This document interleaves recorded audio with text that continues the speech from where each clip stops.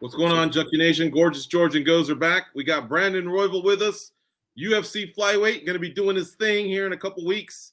One of the first cards to start the year. In fact, the first card to start the year. He is going to be fighting, of course, another big star, Rogerio Bontorin. What's going on, Brandon? How are you? Good, yourself? Good, thank you. So, funny how things are kind of changing here a little bit. You know, when you first came on the map, one of the first wins that you had was Kai Kara France about a year ago or so, and he had to shake off the loss to you, which he did, and included in there was a win over Rogerio Bontorin. Now you're kind of a little bit in the same boat. You want to get back in that W column, boy. But you know what? That's what makes this flyweight division exciting. Kind of everybody takes a hit here or there, right? It's who can dust themselves off and then, push the other guy down on the way back to the top. Yeah, the division's super small right now, and I think the division's like starting to explode. So you're going to see I think you see quick changes, and I think I'm probably one of the best examples of that, of just being a nobody at all, and now I think I'm number 5 in the world. So it's just crazy to what 1 year really did in my life. How has it been for you mentally dealing with this? Because you're still a badass, you're still a contender, you still have coveted quality wins like the one over Kai Kara that's going to benefit you at some point. But how has it been, obviously, shaking off the L's that you had to take? Yeah. I mean, with the Brandon Moreno one, I think that was like a little bit less of an L than just, I knew that my shoulder was compromised in that fight, so that sucked. But the Pantoja, and I obviously made mistakes and stuff that I could learn in that fight and things I could take away, of course. But that surgery needed to happen. And as far as that Pantoja fight, I feel like just growing mentally in general is really what the big takeaway and what I've learned and grown from that. In a way, is it better to maybe, because everybody aspires to be a champion, but when you're a champ, you don't want to just win and then someone bumps you. You kind of want to reign for a while, you know what I mean? So yeah. In a way, are all these just lessons that'll make you a better fighter, so when the time comes, you can stay up at the top of the mountain longer?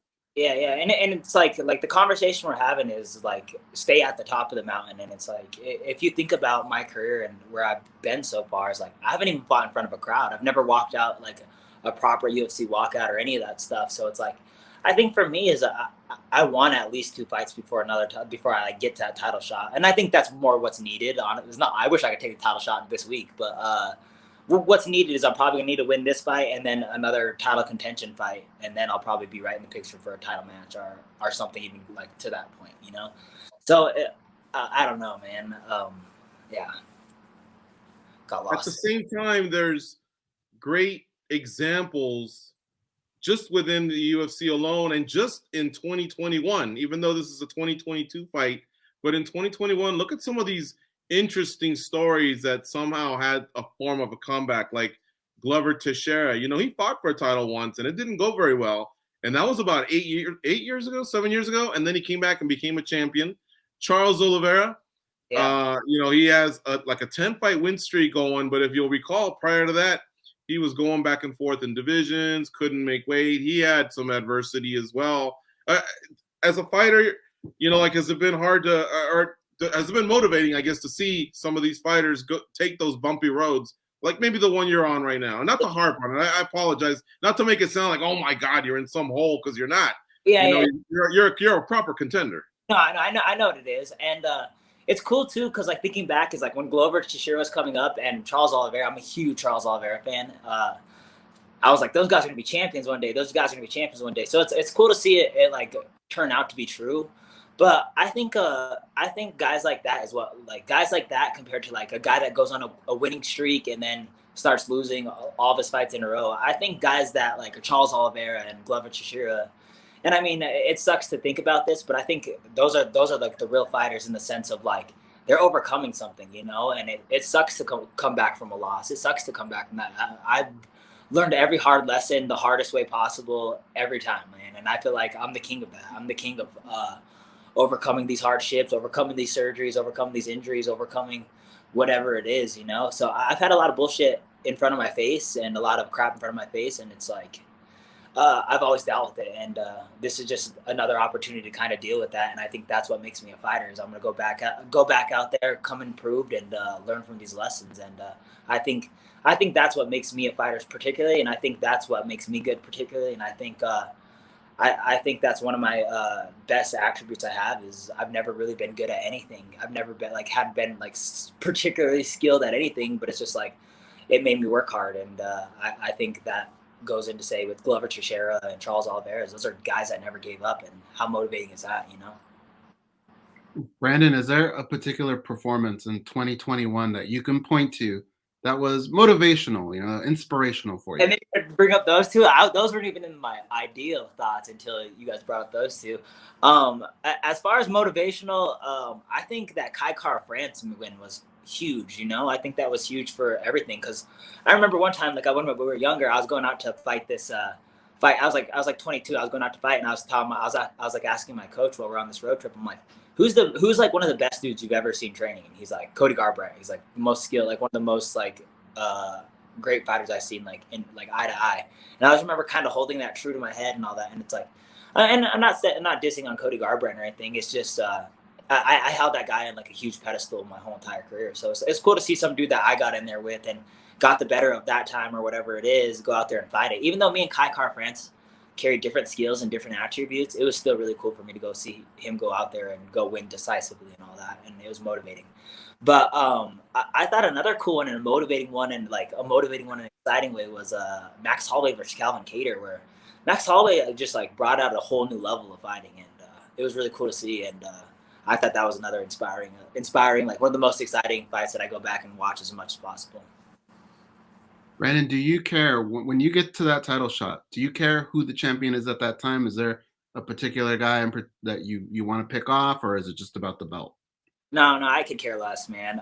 Those two, in a sense, man. Like, I feel like Brandon Moreno's so wholesome. It's like hard to not root for him no matter what. So it's like, you want to see him do good, and I think he's a great face for the division too. But no, I don't care, man. I want to fight both of them, you know. So it doesn't matter. It doesn't matter who I fight for the title, who I don't fight for the title is. I think the correct path for me is to go steamroll Rogerio Bontorin, and then fight the loser of the title fight. I think that's the fight that would make the most sense. That's the fight that gets me out of bed for sure. And before I fight for this belt, man, I gotta fight in front of a crowd somehow. And I think they put Figgy on a crowd card, and Moreno's definitely going on every crowd card too. So it's like that's what I want. I want to fight the loser of that fight, and it doesn't matter who it is, man, because I want to fight both of them throughout my life. You know. Do you have a New Year's resolution, MMA related, and one outside of MMA? Yeah. My New Year's resolution and my MMA resolution are both the same. A little bit. It's just stay focused, and when I say stay focused, I don't mean like stay focused as in like work harder and all that stuff. It's just I want to go in there with like a sense of purpose. You know what I'm saying? Is every day I want to attack with like with a idea of what I'm about to do, what I'm working on, an IQ level of it. And sometimes I feel like a guy like me, and then you can see it in my fights too. So this is another you can see it in my fights is I go fight Pantoja, and it's like, sure, I did a million things, man. I worked my ass off, and like I did a million things, but it was like I didn't do one specific thing that I needed to do. I couldn't really slow myself down, you know. And I'm like that in everyday life, you know. You could hear me talking. I talk fast.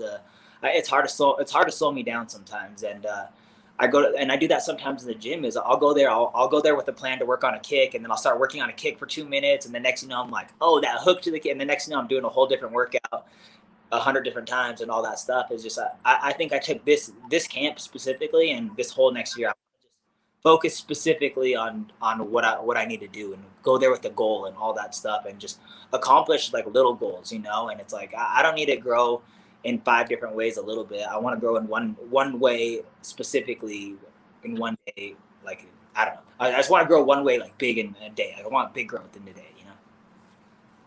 So being that the year is 5 years old, the year is 5 days old, has that resolution stood up? Did you have focus on these last 5 days, like kind of like how you wanted? Did you like raise the bar on yourself?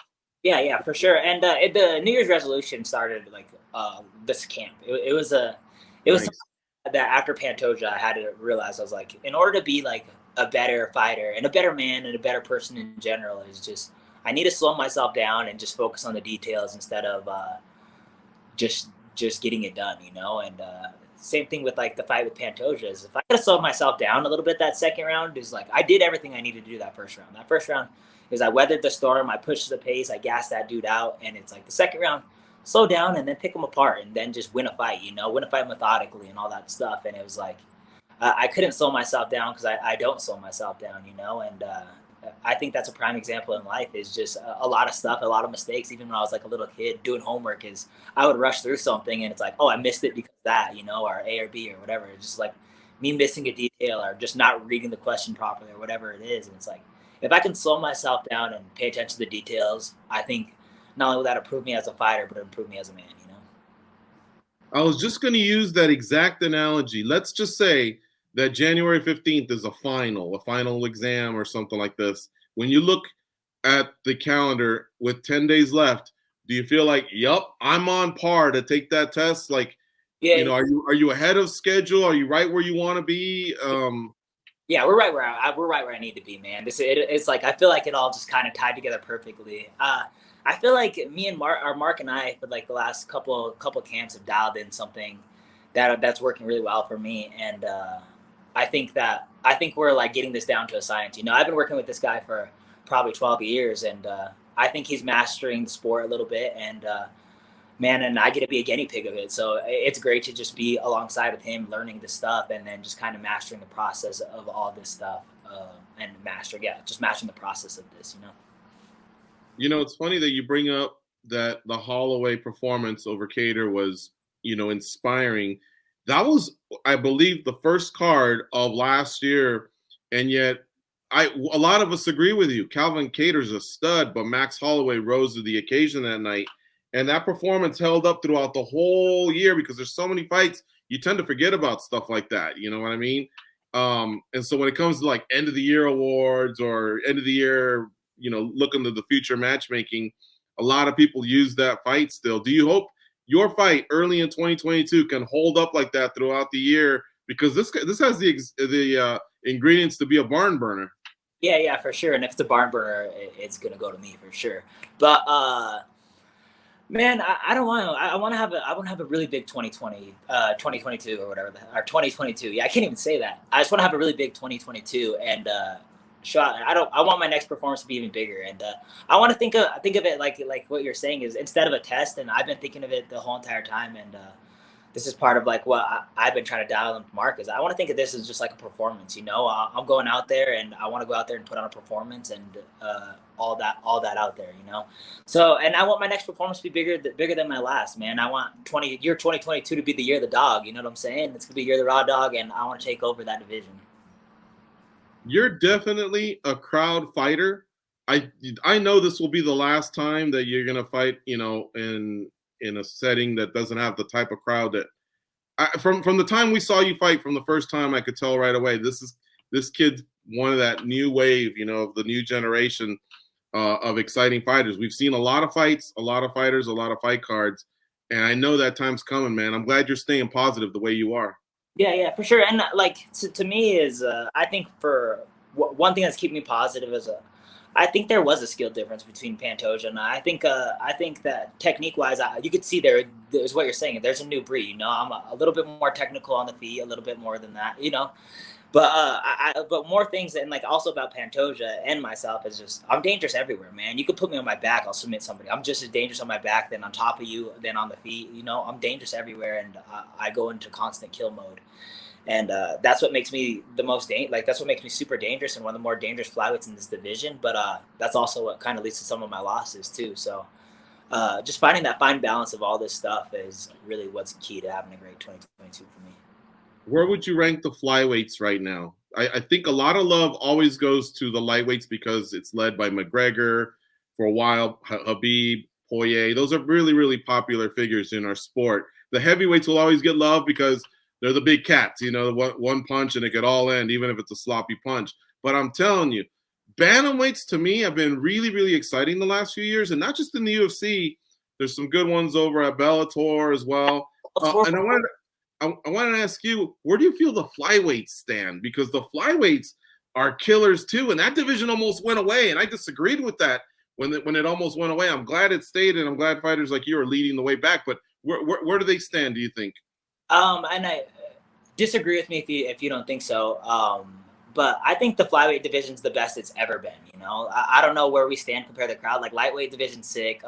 Flyweight division, it's hard because not too many grown men can make 125. You know, so I think you get like a less denser weight class. But as far as right now in the flyweight division goes, it's the most exciting it's ever been. There's more killers in there than there's ever been. More exciting fighters than there's ever been, and your boy's the most exciting fighter and the biggest killer of them all. I just want to let you know all that. So just to get that out there. Well, I thought I want to give you the most honest answer I can. And I partly agree. There are some exciting athletes. I think Figgy, yourself, Marino, you guys are just like, it's like superheroes, Spider-Man fighting, Batman or whatever in there, because you guys are so fast and you can go from the ground to stand up and then back to the ground, and it's all so seamless.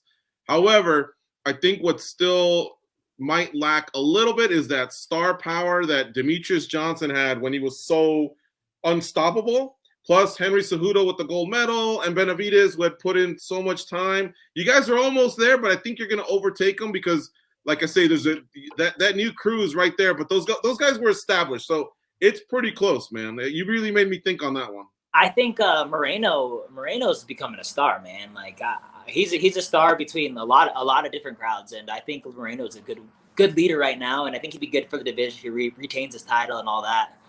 It sucks Cody Garbrandt lost that fight because that could have been big for the division. But yeah, I mean, to me, it's been probably the biggest it's ever been in the eyes of like all around who's just killers in there. But as far as like Cejudo and Mighty Mouse and just average people knowing them, I don't know, man. And I don't know if I think Moreno kind of might fill in that gap, but I don't know if it takes around the overall popularity of it and what Mighty Mouse did for the division, specifically. Yeah. I think, like I said, the future's bright, and I've made this comparison for a while now, but in boxing, that's the 125 is a division where Floyd originally started at, where Manny Pacquiao originally started at, where Julio Cesar Chavez, before they came welterweights and super welterweights or junior middleweights or whatever, they were down there. They were down there in boxing's featherweight division or bantamweight division. So 118, 125, 130, and they kind of carried boxing for a while, and I think that's what 25 and 35 is going to do for the UFC at some. I mean, they're kind of doing it in a way, just with the excitement. Yeah, and I think some of these kids that are coming up, man. I've been watching all the up and comers. There's some studs coming in, man. So that's why it's important for me to get in and get the fuck out as soon as possible. Because I've been doing it since they can walk, come in this division, and that's happening. These guys are well-rounded, Olympic wrestling backgrounds that are pulling guard and shit. So got to watch out for this division. It's growing, and like I said, we don't have gravity holding us down, man. The crazy shit's gonna happen. I've seen some crazy. You see Mighty Mouse pick someone up and armbar him. I've one leg. That was amazing. Kick somebody in the head. Our division's sweet. Jimmy Flick jumped a triangle. We haven't been around, and there's not that many people in our division, but they're all making waves. By the way, did you just hint that you might be one of the guys that just doesn't stick around the sport for a while? You're 29, I believe. I'd love to see you compete till at least 35.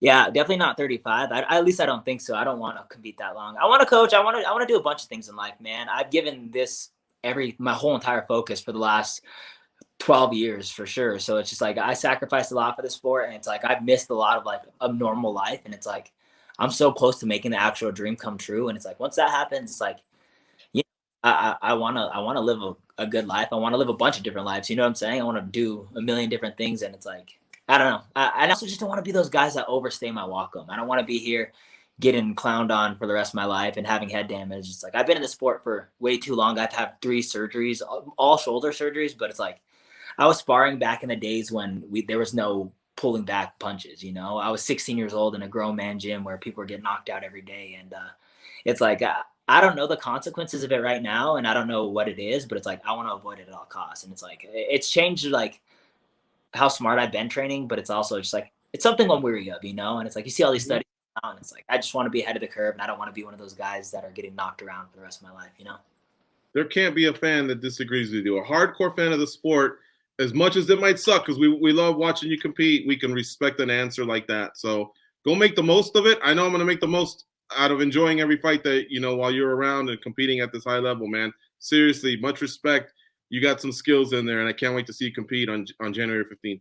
Yeah, I can't wait to put on a performance for you guys, man. I think I'm going to break out something a little different, and I'm excited to put it on. Big thank you to EAP Glass, man. They're my biggest sponsor and the best sponsor I've ever had. So Colorado EAP Glass, if you guys are in here, the best glass company in all Denver. Nice. All right. I love that shout out. And by the way, Brandon and I went with the look today. I went with the hoodie. I want to give a shout out to Adidas in case they're listening. Look up your boy, man. Double XL. Send me some stuff. I have huge ears, so you got to hide them at all times. So me and him decided to hide the ears so I don't get roasted. And I got 2 chins, so I got to hide that with the beard and this hoodie. So there you go. Where we in one way or another, we're hiding something. Yeah. Thanks, brother, for the time tonight. We really appreciate it. All right, you too. I appreciate you, brother. Have a good night.